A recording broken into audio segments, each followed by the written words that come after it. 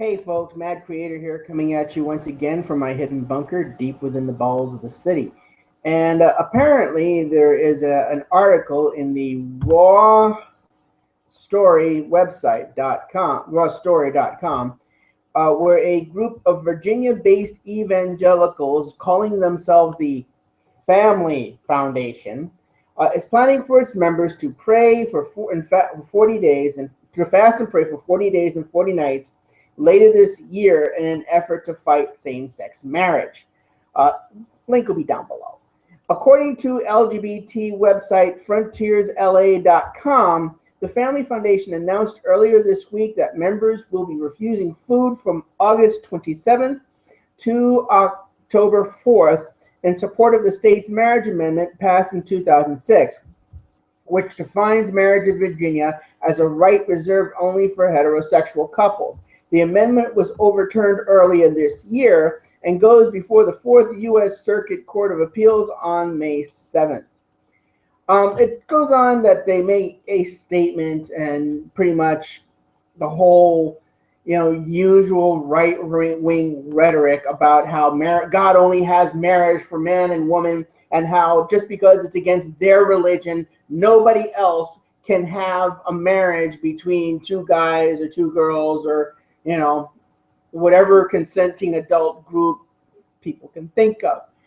The thing is, what really, aside from the usual right-wing douchebaggery, they kind of forgot something.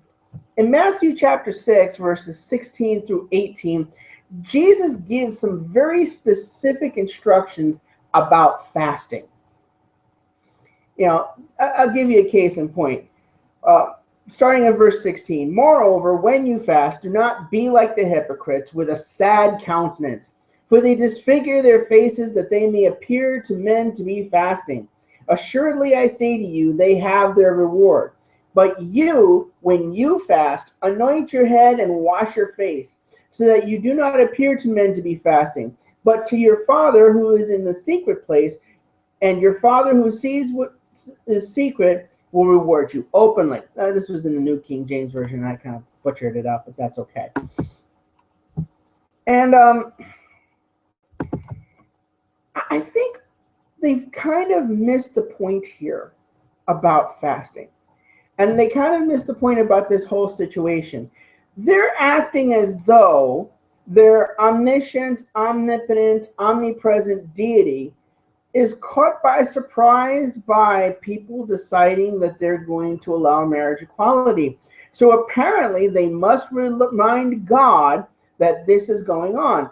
And apparently the only way that they can do that is to make a public spectacle out of themselves and talk about how they're going to be fasting and refusing food and doing this as a protest against gay marriage, and to hopefully remind God to stop this from happening.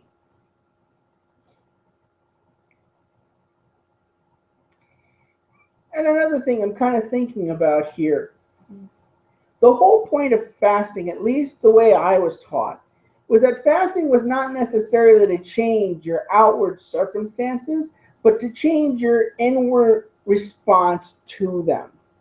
Fasting is an act of contrition. It's an act of penance. Now, in some cultures, yes, it is a form of protest, but it's not necessarily seen that way within the Christian tradition. Within the Christian tradition, when you deny yourself food, what you're saying is, I'm going to forsake sustenance in order to get closer to God.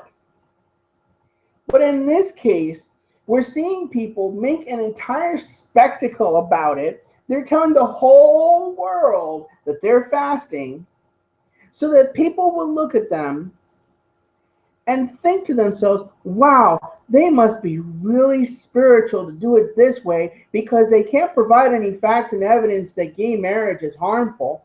They can't provide any legitimate legal, philosophical, or financial reason as to why gay marriage should not be allowed. All they have is their interpretation of their holy book, which in theory, only applies to people who proclaim themselves to be of that particular faith.